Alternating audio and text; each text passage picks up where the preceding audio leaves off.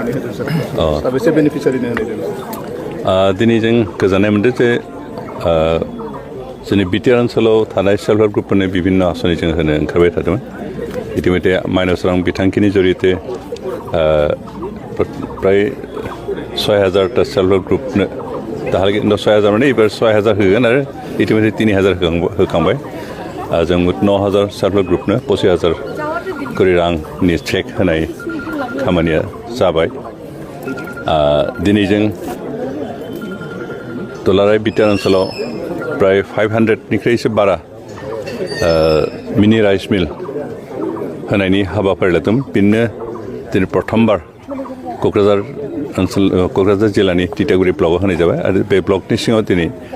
गासै 42 self help ग्रुपनो जों मिनि राइस मिल होनाय जाबाय आरो जों आसा खालामदों बे राइस मिलखौ बिथांमोना ओरैनो जास्ट लांनानै गारसोना दोननायजों बेखौ जाहाथे भारा होनानै सेल्फ हेल्प ग्रुपनि फान्ड पजिसनखौ जाहाथे बांहोनो हायो गोख्रों खालामनो हायो बे उद्देश्य लाखिनो जों बेखौ होनाय जादों आरो बिथांमोनखौ जों खावलायदों जे जि राइस मिल मोनगोन बिथांमोना मोनदों बेखौ जाहाथे भारा होनानै बिथांमोननि जितु सेल्फ हेल्प ग्रुपनि रांखान्थि बेखौ जौगाखां होयो बेनि अनगायैबो जों बावैसोनो आइजोफोरनि थाखाय आरो मोनसे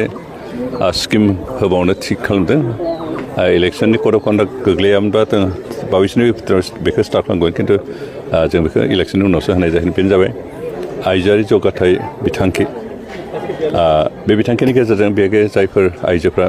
फिसा फिसा दखान होयो जेनेबा साहा दखान गय बायदिसिना खावनाय फाननाय दखान मैगं फाननाय दखान बेबायदि दखान होग्रा आइजोफोरनो जों सासेयाव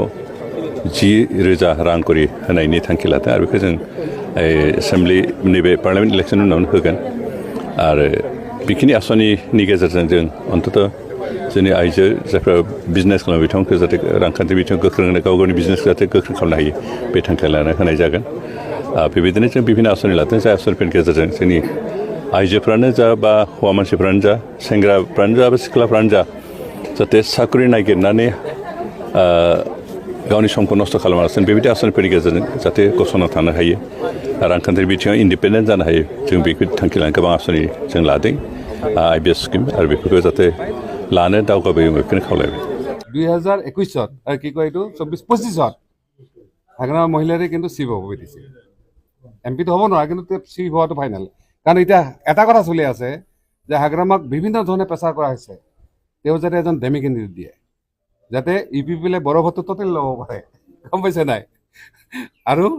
যদি সেইটো কৰে তেতিয়াহ'লে মই ভাবোঁ হাগ্ৰামা মহিলাৰ গোটেই পলিটিকেল লাইফটোত মানে এটা মানে সূৰ্য ডুবি যাব এটা কথা আপোনালোক নিশ্চিতভাৱে কওঁ যে নৱসৈনীয়া ST আছিল আছে আৰু ভৱিষ্যতে থাকিব এই কথাটো আমি অসমৰ মুখ্যমন্ত্ৰী ডাঙৰীয়াকো সুধিছিলোঁ যে আচলতে যিবিলাক দাস ডেকা চৌধুৰী বৰা চৰণীয়া হাজৰিকা মহলীয়া এই ধৰণৰ যিখিনি উপাধি লিখে মেইনষ্ট্ৰীমৰ টাইটেল লিখে সেইখিনি মানুহ আচলতে ST হয়নে নহয় তেওঁ কৈছে ST হয় আৰু যাৰ কাৰণে অসম চৰকাৰে নিজেই এইখিনি মানুহক সুকীয়াকৈ শৰণীয়া কছাৰী কৰিব হিচাপে যেনেকুৱা সোণোৱাল কৈছে ST হ'ব লাগে বুলি কৈছে কাৰণ এইসকল মানুহে স্বাধীনতাৰ আগৰে পৰাই বা স্বাধীনতাৰ পিছত যে ট্ৰাইবেল লিষ্টিং হৈ গ'ল তাত কছাৰী বড়ো কছাৰী আৰু ৰাভা হিচাপে তেওঁলোকক চাৰ্টিফিকেট দি থকা হৈছিলে কিন্তু মাজে মাজে কণ্ট্ৰভাৰ্চি হয় সেই কণ্ট্ৰভাৰ্চিলৈ নিগেটিভ কথাও আহে বহুতে কৈ চালা আমি বোলে খ্ৰীষ্টান হৈ যাম বহুতে কৈ বোলে আমি বন্দুক ধৰিম কিন্তু নৱসৈনিক হিচাপে যিমান দূৰ পাইছোঁ তেওঁলোকৰ কণ্ট্ৰভাৰ্চি নহয় এইটো আমাৰ নিজৰ ভিতৰৰ বিষয় আৰু সেই কথাটোকে মানে হেৰি কৰি মানে চৰকাৰে ইতিমধ্যে পঠাইছে তেনেকুৱা ক্ষেত্ৰত নৱসৈনিক ক্ষেত্ৰত এনেকুৱা ঘটনা হোৱাটো দুৰ্ভাগ্যজনক আৰু মোৰ বোধেদি ইয়াত কিছু অলপ অফিচবিলাকৰ মিছ আণ্ডাৰষ্টেণ্ডিং হৈছে নিশ্চিতভাৱে ৰাষ্ট্ৰীয় সহযোগিতা কাৰণ আপোনালোকে জানে যে নৱসৈনিক ফিল্ডত নাই কাৰণে আৰু মানে ইয়াত বাকীসকলৰ টিকিল গিলানিৰ কাৰণে খুব ভাল হৈ যায় মই বেলেগ কথা নকওঁ যোৱা পৰহি আমাৰ উঠা যোৱা ইয়াই মানে আমাক কৈছে যে নৱসৈনিক যাতে এইবাৰ ইলেকশ্যন নেখেলে কাৰণ আমি ইলেকশ্যন দেখিলে তেওঁলোকে ধুনীয়াকৈ জিকিব পাৰে মই সকলোকে হাত জৰি কৈছোঁ যে মই মাত্ৰ 29লৈকে থাকিম এই 5 বছৰ আমি অহাৰ দৰকাৰ আছে কাৰণ এতিয়াও ইয়াত যিবিলাক শৰণাৰ্থী শিবিৰত আছে যিবিলাক মানুহ চাকৰি বাকৰি কৰিছে যিবিলাক মানুহ সৰু সুৰা ব্যৱসায় কাৰবাৰ কৰে তেওঁলোকক কৈছে যে ইয়াত যদিও শান্তি আহিছে কিন্তু পাৰ্মানেণ্ট শান্তি অহা নাই আৰু 5 বছৰ যদি নৱসৈনিক থাকে তেতিয়াহ'লে কক্ৰাঝাৰ আৰু কোনো মানুহে হয়তো বন্দুক তুলি লোৱা টেন্ডেন্সি নাহিব जोङो इन्टारिम बाजेटसो जोङो लाबोदों आरो बेवहाय 13 कौटिनिख्रुइ एसे बारा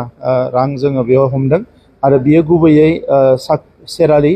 आरो गुबुन गुबुन सार्भिसेस सेक्रेटारि अफिस सोलिनायनि बिनि थाखाय बे बाजेटखौ लाबोदों जोङो फुल आरो नर्मेल जि बाजेट बेखौ जोङो पार्लियामेन्ट इलेक्सननि कड अफ कन्डाक्टआ जोबोबा जों बेखौ लाबोगोन आरो देग्लायनि जि बाजेट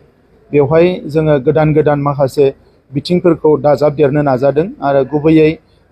जि मोनसे आबहावानि सोलायनाय बिनि सायाव खामानि मावनो थाखाय जोङो बाजेटआव प्रभिजन लाबोदों जोंनि गथ'फोरनि माखासे मोनथाय चाइल्ड राइट माखासे जेंना बेखौ सुस्रांनो थाखाय जोङो बेवहाय मोनसे प्रभिजन लाबोदों आरो लोगोसे बे फैगौ जि बाजेट जों प्रिपेयार खालामगासिनो दङ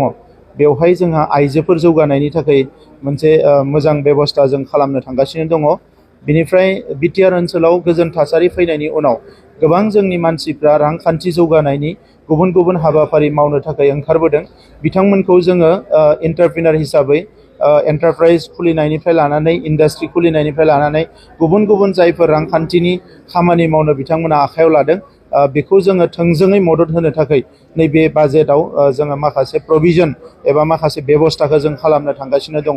दा बेनिखायनो फुल फ्लेजेड बाजेटआव बे गासैखौबो नुनो मोनगोन आरो फैगौ बोसोरनैया जोंनि थाखाय इयार अफ पारफरमेन्स जागोन बेनि थाखाय जोङो बेखौ टारगेट लानानै जों खामानि मावदों आरो दिनै जोंहा एसेम्ब्लियाव मोनसे मोजां लाइब्रेरि बेखेवनाय जादों जोंनि स्पिकार बिथाङा बे लाइब्रेरिखौ गोदान महराव बेखौ साजायदों आरो गोबां लेखा बेवहाय लाबोदों दा बे लाइब्रेरिखौ बेखेवनाय जादों आङो स्पिकार बिथांखौ साबायखर बावदों आरो बेजों लोगोसे जोंनि एसेम्ब्लिनि सिङावनो मोनसे एसेम्ब्लि केम्पासावनो मेडिकेल इउनिटबो दिनैनिफ्राय स्टार्ट जागोन बेवहाय डक्टरनिफ्राय लानानै गासैबो मेडिसिन कम्पाउन्डार जायखिजाया बेराम नायनो हानाय मोनसे बेबस्था दिनैनिफ्राय बेवहाय जागायदों बेखौबो दिनै बेखेवबाय दा बिनि थाखायबो आङो सेक्रेटारियेटनि गासैबो स्टाफ आरो जोंहा एसेम्ब्लि स्टाफ बिथांमोननिसिम आं साबायखर बावदों लोगोसे हेल्थ डिपार्टमेन्टनि सिमबो आङो साबायखरखौ बावदों बेवहाय भेरगाव नैबे कालचारेल भबनाव हारिमु मावबादा बेखौ दिनै बेखेवदों बेयो सानबानि थाखाय जागोन बेयाव मोनथाम जाथि जनगोष्ठीनि जागोन आरो माखासेफ्रा ओरै बेलेग बेलेग जायगायाव जागोन जोंनि नैबे भेरगावआवहाय बर' राभा आरो आदिबासि बे मोनथाम जाथि जनगोष्ठीनि मोसानाय फोरोंनाय हाबाफारिया बेवहाय जागोन बेखौ सालायगोन बिटिआर गभआनो बिटिआर सोरखारनि गेजेरजों बेयो जादों सानबानि थाखाय दिनै 7 तारिख 11 तारिखआवहाय बेवहाय फोजोबहैनाय जागोन आरो बेयाव जायफोरा मोसानो सोलोंफैदों बिथांमोनखौ फोरोंनो थाखाय हारिमु आफादाव खामानि मावग्रा फोरोंगुरु बिथांमोनखौ बेवहाय लिंहरनाय जादों आरो बिथांमोना फोरोंगोन आरो राभा ख्रिस्टि मोसानायफोरनियाबो बिथांमोननिफ्राय जोङो फोरोंगुरु लिंहरदों आरो बे हिसाबै बिथांमोना फैदों बिथांमोना फोरोंगोन आरो आदिबासिफोरनिफ्रायबो बेवहाय फोरोंगुरु लिंहरनाय जादों आरो बिथांमोना फैदों बिथांमोना फोरोंगोन दा गावबा गाव जाथि जनगोष्ठीनि मोसानाया बोरै जानांगौ माबायदि गाननांगोन माबायदि खालामनांगौ बेखौ गासै दामनाय सिफुं सुनाय बायदिसिना सेरजा हुनाय बेफोरखौ बेवहाय फोरोंनाय जागोन आरो दा बे सानबाया बांद्राय गोलाव नङा समा सोलोंनो थाखाय थेवब्लाबो सानबायाव जेसेबांखिनि हायो बेखौ फोरोंनो थाखाय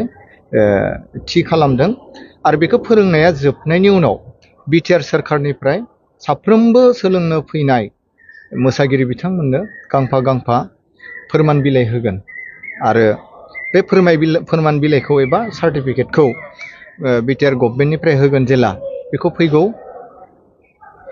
11 तारिख नैबे मार्चनि बैखालि जोबहैगोन नालाय बैखालि होगोन आरो बै सानखालि गावबा गाव जाथि जनगोष्ठीया गावबा गावनि ड्रेसखौ गाननानै बिथांमोना मोसानांगोन आरो बेवहाय डिपार्टमेन्टनिफ्राय अफिसारफोर फैगोन आरो डिपार्टमेन्टनि इएम सार बिथां दावबायसा बर' बिथाङाबो फैगोन आरो जोंनि ओनसोलनि फरायसा आफादनि दैदेनगिरिफोर आरो ओनसोलनि मेलेमजिबि बिथांमोन जायखिजाया राजखान्थि हान्जानि दैदेनगिरि बिथांमोनखौबो लेंहरनानै बै सानखालि मोजाङै फोजोबनायनि मोनसे हाबाफारिखौ लानाय जादों आरो माने बासुगाव कलेजाव जि जेनेरेल सेक्रेटारिनि इलेक्सन जानो नागिरदों बेनि नटिसखौ 27 फेब्रुवारियाव होनाय जादों आरो बे नटिसजों लोगोसे गाइडलाइन्सबो होनाय जादों गाइडलाइन्सआव होनाय दङ माने एनि एरिया अब्लिक बेक होनाय दंबाय माने एनि मानेथ' खुनु अड इभेन्ट मेनसन खालामनाय गैया नालाय माने एरियार गोनांफ्रा इलेक्सन नमिनेसन फर्म होबा बे नमिनेसनखौ केन्सेल खालामनाय जागोन होननानै इलिजिबल जानाय नङा बेनि थाखाय जों नुबाय नटिसखौ 27 फेब्रुवारियाव जों फ्रेस केन्डिडेट नागिरनानै होबाय माने जोंनि अपिनियनाव जाय दंमोन बिसोरो मिन्थिया नटिसखौ नुसनाखै ना फरायनानैबो बुजिया बुजियाखै मिथिला आरो जों बिखौथ' बिसोर ओमफ्राय बिदिनो एरियार गोनां बेक गोनां स्टुडेन्टफोरखौ होबाय सासेल' बिनि थाखायनो बिसिना नमिनेसना केन्सेल जाबाय ओमफ्राय नमिनेसन रेजाल्टआ 2 तारिखआव होनांगौ खोथामोन बेयो एसे पस्टपन जानानै 4 तारिखआव होदों 4 तारिखआव होनानै रेजाल्ट ओंखारबाय रेजाल्ट ओंखारनायनि उनाव एथ' जोंना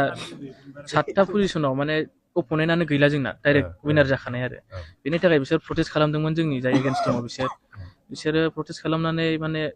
इलेक्सना 6 फेब्रुवारियाव जानो गोनां मार्चआव जानो गोनांमोन 6 मार्चआव बेबो जानो हायासै खामानिफोरखौ मावनो हायैनि थाखाय डिफार्ट खालामबाय इलेक्सनखौ बेनि थाखायनो जों इलेक्सनखौ थाब 2-3 गेजेराव जाजानो लुगैदों बेनि थाखाय जों बेखौ दिनै एसे ओरैनो जिरायदों धरनाबो होनजाला बेखौ जों प्रेस मिट आरो जानांगौ आरो औ टाइम नियम बायदि जानांगौ आरो बै बेरेखा दोलोफ्रा मा माबा खालामदों बेरेखा दोलोफ्रा होनदों जोंनि नारसिननायाव बिसिनि गावसिनि केन्डिडेटफोरखौ बोख्लायदों होननानै बुंदों आरो खिन्थु